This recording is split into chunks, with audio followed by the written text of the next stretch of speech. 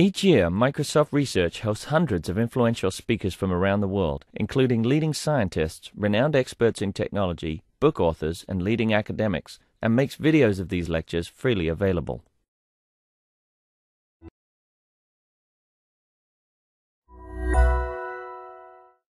Is going to be a tag team of Dr. Judy Olson and Eric Hoffer, talking about their work at the University of Michigan and, well, I guess what makes for success in what we're doing. Okay, thanks. Good, thanks. So I want to talk about Collaboratories today. Collaboratories overlap with advanced collaboration environments, mainly in that they do a lot of technologies, a lot of collaboration. The main thing is that they are remote. They can have clusters of people at one location, but they all have remote partners, and that adds a significant barrier to what we're doing. Gary Olson would like to be here today. He gave the plenary a couple of years ago, but he is at this moment teaching, and in our university that comes first. So Eric and I are going to give the presentation today. So Collaboratories, just as a review, they are laboratories without walls. We connect people to expensive equipment like the fusion facilities. It could be remote virtual observatory, various kinds of equipment, large data sets, both getting access, putting the data sets together and getting visualization out of them, and then of course each other, mainly through meetings that have voice over IP, audio conferencing, video conferencing, asynchronous communication, things like that. And we're looking at the ones that have to do with the basic conduct of science and engineering. So let me give you a couple of examples. These are famous examples now. The first one has to do is the Great Lakes CFAR is AIDS researchers who in large areas in the greater Midwest were having their weekly meetings through video and then sharing various kinds of objects. So you see in the upper left-hand corner there's a blood cell stain and then various participants in the conference around the right-hand side. Sort of a standard technology. Extraordinarily successful during the time of their meetings, but also when the SARS epidemic came out, this whole technology was already in place and therefore used for remote education of people in the Minnesota hospitals about just how to detect SARS and how to actually get the knowledge out there. UARC and SPARC is upper atmospheric space physics. This is a project that's been going on for 10 years and lots of iterations of the technology. And currently it allows people around the world to be able to connect their instruments, various different kinds of instruments, to look at the upper atmosphere. When we have sunstorms and hits the upper atmosphere, then we get a shift in what we know as the aurora borealis, but also disruption in kind of communication networks around the world. So it's a worldwide technology and collaboratory. NEAST is earthquake engineering. Earthquake engineering, they have huge facilities where they can, for example, build a whole house on a platform and then shake the bejeebers out of it to see when it falls down. Right, I call these big boys' toys.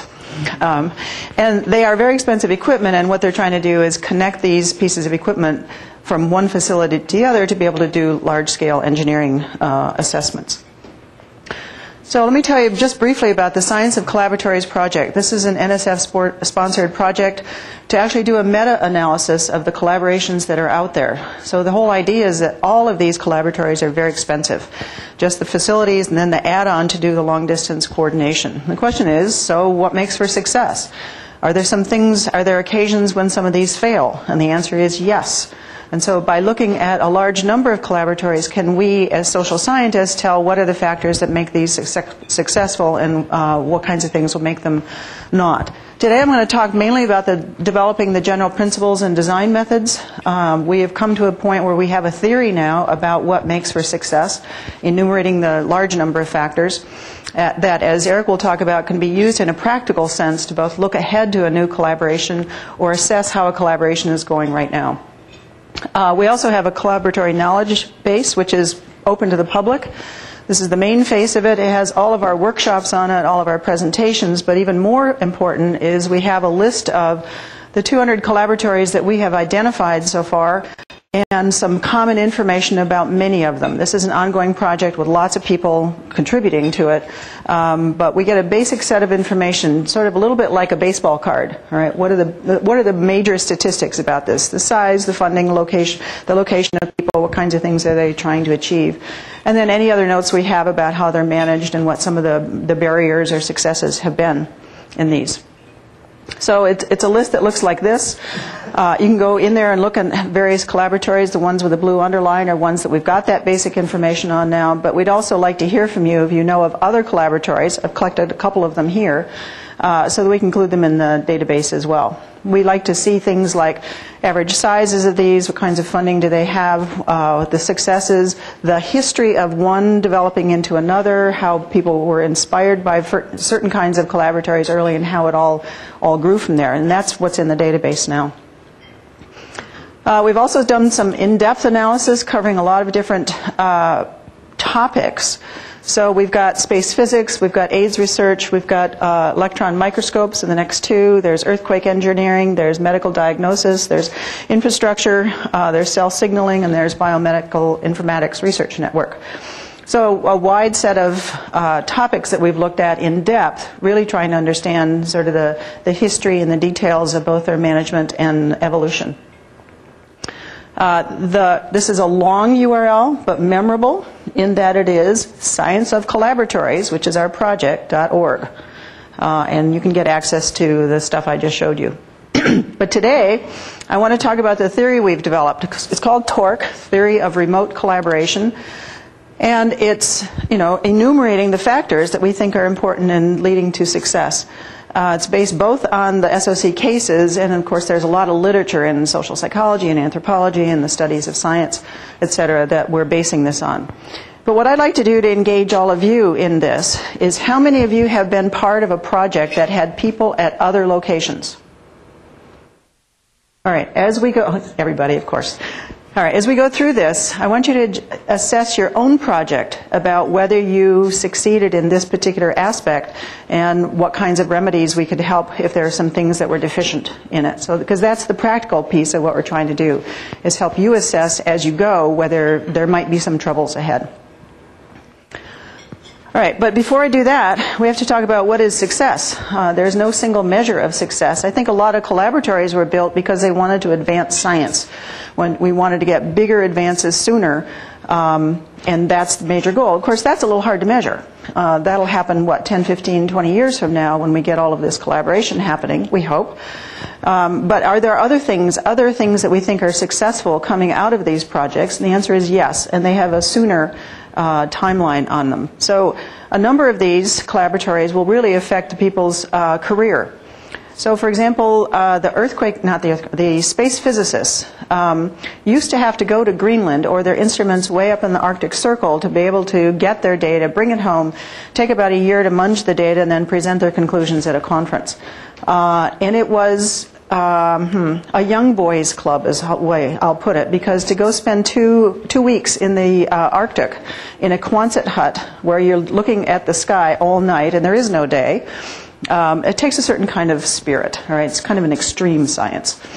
And now, since this is all on your computer and available from anywhere, all right, lots of different kinds of people can get involved in the science. You don't have to do that kind of traveling. You don't have to be particularly that kind of person. So there's lots of things about, the style of life. You don't have to go to Hawaii, too bad, to the top of the mountain, which is bad because there's no oxygen up there, to do astronomy. You can actually do it in California from your remote instruments. So it does affect people's careers a great deal.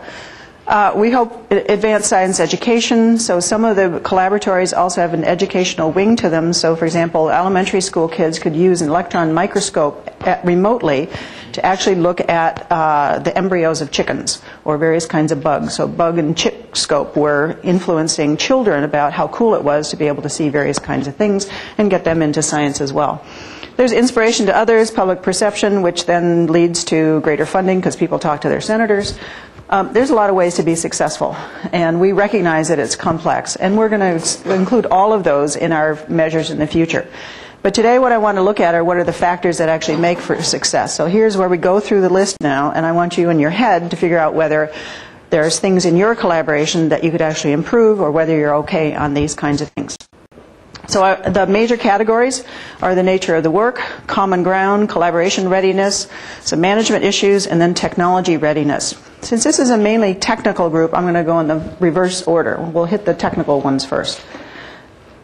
Now, a number of these things have already come up here. So you want to have in the technology the right functionality, and it has to be easy to use. So we heard some earlier work on video conferencing or using various kinds of devices in the room at the same time. The interface between those things is really difficult. And so doing some training or making an easier interface really makes the adoption a lot easier. There's examples of very difficult to use systems on Unix workstation. Everybody else was using PCs, and that wasn't going to work because you had to go different places for access, and it wasn't where you lived. And those can be barriers that kill a whole collaboration. People are comfortable with the technology. If people are not used to using email, they're not going to be using NetMeeting. All right, that's just too big a leap in the way they work. So you have to lead them up through technologies, adopting their work methods, and then evolve in the future. And we did that with the space physicists. The original interface looked just like the interfaces in the Quonset hut, with a lot of high-end visualizations of meters. Right now, it's a visualization of the world, but we had to take people along, sort of in small steps. Technology has to give benefit to the participants. That's exactly what Jonathan Gruden was talking about. It's not that one person puts stuff in and the other gets the benefit out of it. All right, there has to be benefit for everybody. So, for example, some large community databases, those people that have to work on biological data before it can be in a standardized form that can go into the big database, well, there has to be some reward for them to do it. It's not a publication. And yet, how are they going to get promoted? Well, through publications. So they did a very clever thing about getting Nature magazine to say one of these, they're called molecule pages, counts as a publication. Right? And therefore, you can count it in your tenure review, et cetera, because it goes through a similar review process. But very important about that it has to give benefits to everybody. It has to be reliable. We've heard that earlier. All right, so the scientists want to have production level equipment or technology, and computer scientists often want to just get the next prototype out as proof of concept, and that's a real conflict about making the collaboratory really successful. Having a common platform is important. BIRN, the Biomedical Informatics Research Network, instead of just taking whatever technologies everybody had in their different locations, gave them what we call BIRN in a box. So everything you needed to upload data and get access to various kinds of things came in a rack that was actually plastic sealed and shipped off to your location, so that the technology supporters had a better sense about what was out there and could do things in an easy manner. Having technical support at each location.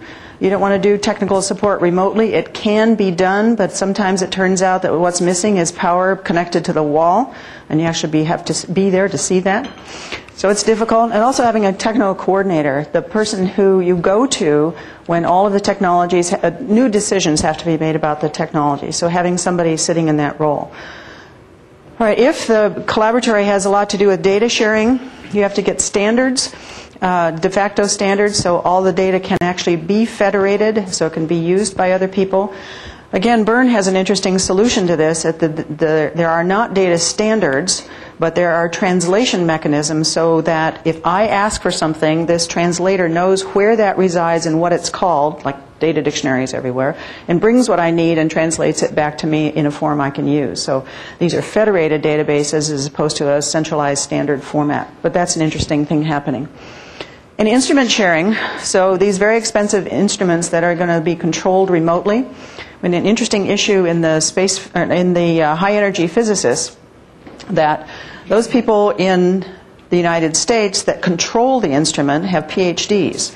Those people that do the control in Japan do not. They have like 2-year college certificates. And so is there a trust that, across the nations, they're going to say, yeah, you can control the instrument.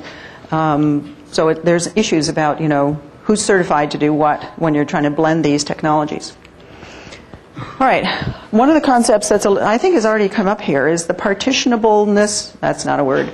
The ability to partition the work into modules. So you don't have what's called tightly coupled work. So you don't have to have design ambiguous issues crossing locations.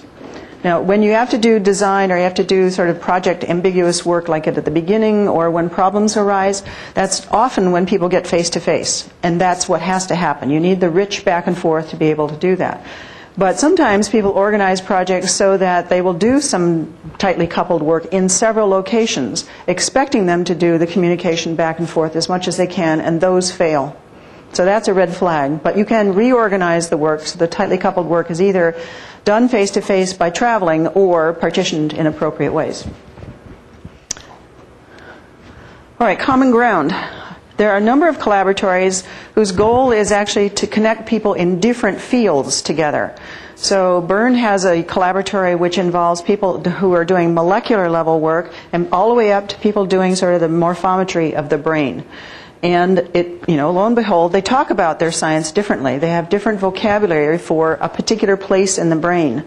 And so they had to come together either to develop an ontology or data dictionary or what they call the brain atlas, so that we all have a common view about what we're talking about. So anytime you have cross-disciplinary work, either you have to establish the common ground or there's going to be a lot of problems. We've seen meetings ourselves where it was a bunch of systems engineers and we're talking about what the system was. Well, lots of people had different ideas about whether the system was the computer or the entire system, including the human beings. So, getting clear about what it is we're talking about is important. If people have worked together before, they probably have worked this out, even though they are in different disciplines. But if they're coming together for the first time, it's important to have both common vocabulary and a common style of working. Have any of you ever run into the problem of working with somebody who has a completely different style than you?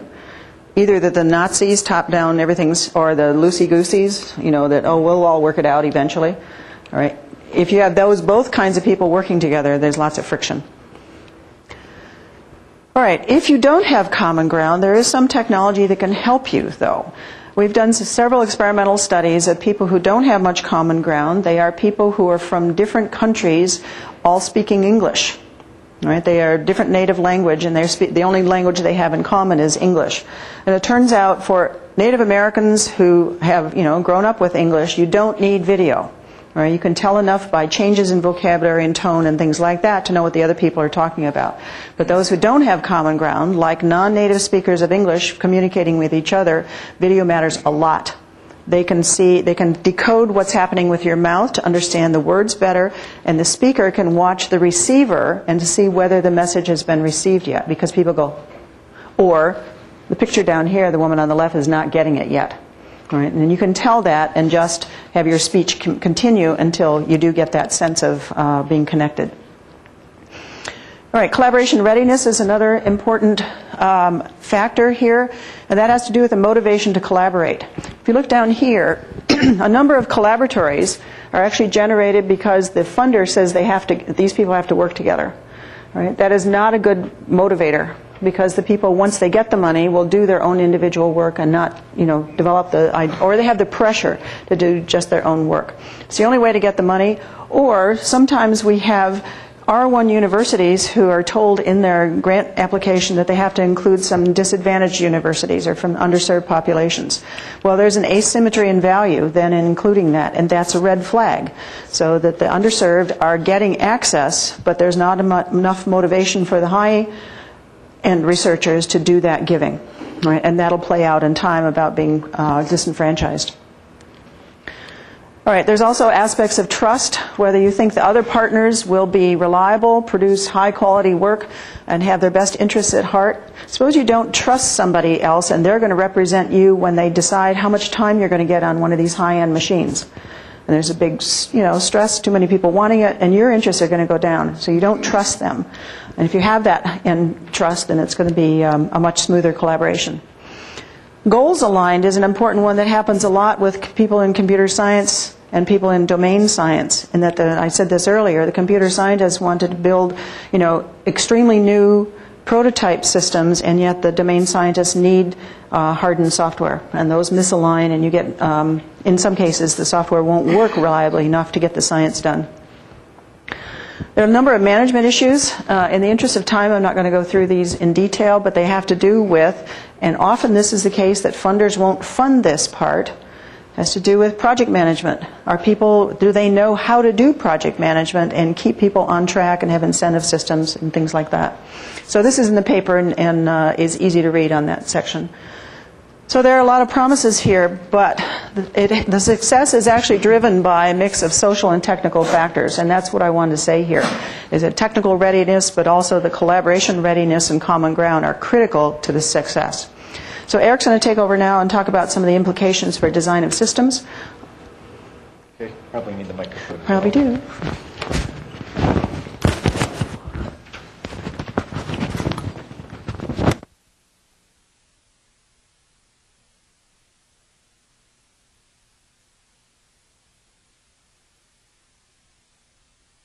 Okay, thanks for bearing with us through the ever awkward microphone change. Like Judy said, I'm going to talk about some of the implications of this theory that we see for this community in particular. And I'm going to focus on sort of 3 levels of implications. The first are some design implications that come for this that might inform the design of particularly high-value technologies for supporting collaboration. I'm going to talk a little bit about this theory as a framework for supporting ongoing evaluations of existing collaborations as sort of a management tool for finding out if things are going well, and if not, how they can be improved. I'm going to talk a little bit about how this theory might serve as a tool for strategic planning, for long-term plans about the kind of collaborative projects that organizations want to get into. Now, there's this really common approach to building collaborative technologies, which is to, sort of simulate the sorts of practices people use to collaborate when they're together. And overwhelmingly, that's meant to make it really easy for people to start and maintain conversations. And these tools have been really successful and encompass everything from the phone to video conferencing to email to instant messaging, that kind of stuff. But as we've seen from lots and lots of projects, having lots of conversation through different channels still doesn't replicate the benefits of actually being side by side with someone. So this sort of theory suggests that there are a few social processes that might need some additional support. So another approach to designing collaborative systems might be to look at particular social processes like common ground and try to find some ways other than conversation that might support the establishment and maintenance of common ground. So building on this common ground example, one project in civil engineering we looked at used sort of weekly technical briefings over video conference to report on what each site was doing. And this way, it was 4 to 6 hours of conversation a month, in addition to a lot of email on the side and a lot of phone calls on the side, to try to negotiate and maintain common ground throughout the project, to understand what was actually going on at different sites and what was meant by certain terms. As Judy talked a little bit, the Biomedical Informatics Research Network has, in addition to sort of the conversation that's necessary to coordinate work, also used this atlas. It was designed primarily as sort of an analytic tool and also a tool to support database federation. But in some of the scientists that we talked to, they were actually using that atlas as a way to figure out what other people were talking about. This is a nice tool because it sort of reappropriates something that was built for other purposes to really be able to support and augment conversation and maintaining common ground. It's also really nice because there's this clear mapping between levels of analysis, because everything can be grounded back to space, or sort of a geocode location. Another project in the physical sciences that we talked to was doing sort of a similar thing and building some ontologies and some data models to talk about the way they did their science and the way different constructs interacted in different subfields. But what was interesting is they made very heavy use of UML, but instead of using it to really build ontologies, they were using it to sketch ontologies. Just about every talk of a data model that I attended began with the person saying, okay, so I'm going to put this up. I realize it's not proper UML. I've broken some rules, but that's okay. I'm just doing this to get the point across. And in this case, it was this particular scientific group appropriating tools that were designed for one purpose for another purpose that sort of broke the validity of it, but ended up being really valuable instead of producing a conceptual map of the way they did this. So just to sum up sort of design implications of this theory, we think there are a lot of opportunities to improve collaboration, support, and technology by providing tools to go alongside those communication tools that really target key social processes that are going to influence collaboration success. And this really gets to, rather than going towards a mimetic approach to design where we're trying to, look into our computers and have it be like we're sitting, in the office next to someone where we can see their avatar and that kind of stuff. There might be some really high value gains and taking more of an abstract approach to support these processes. And then these systems that get built and integrate models also have to be flexible enough to break the rules of the system, as we saw in sort of the UML example. Now, I'll talk a little bit about this, about Torque for conducting evaluations. So when we traditionally think of evaluation in science, it's either sort of someone doing a bibliometric analysis well after the fact where we see the impact over a long time of a particular study or a particular university and sort of shaping publication patterns and impact analyses and that kind of stuff. Or we think of the dreaded site visit, where it's really focused on what milestones have been reached. If those milestones weren't reached, why weren't they reached? And one of the reasons I think that evaluation has been particularly hard in science, or at least for sort of formative and ongoing evaluation to track the progress of projects, is that, as Judy mentioned, those success measures in terms of impact of publications, number of publications, transfer of findings are really, really hard. But Torque gives us some processes that we can begin to instrument and measure.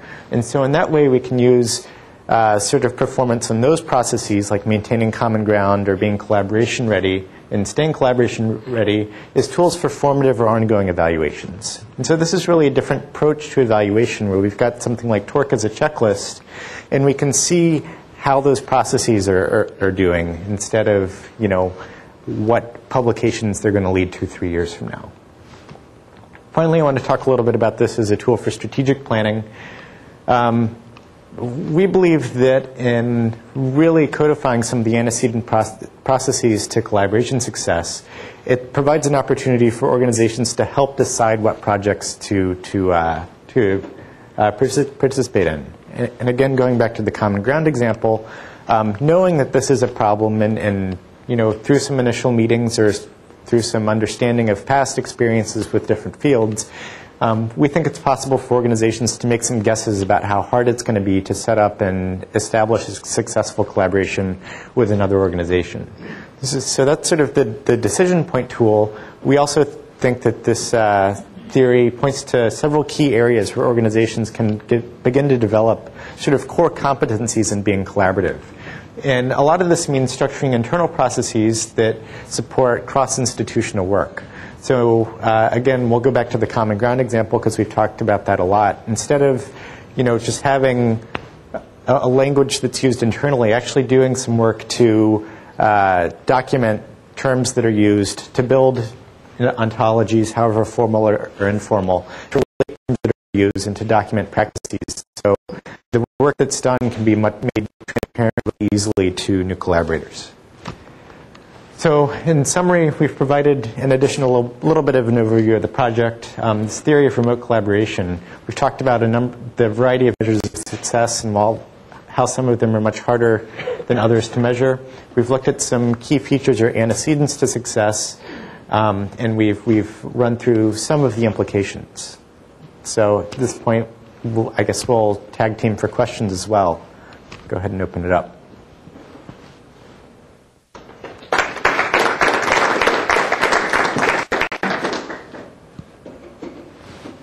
So I guess that the last is useful for at least the bottom two bullets of it. One, what I might do if I was thinking, I'd like to get the project going. I think it's interesting. Will it fly with this group of people and under these circumstances? It might also plug into how I would proposal saying this is going to work because according to the torque criteria, I've got 73 torque points in my data.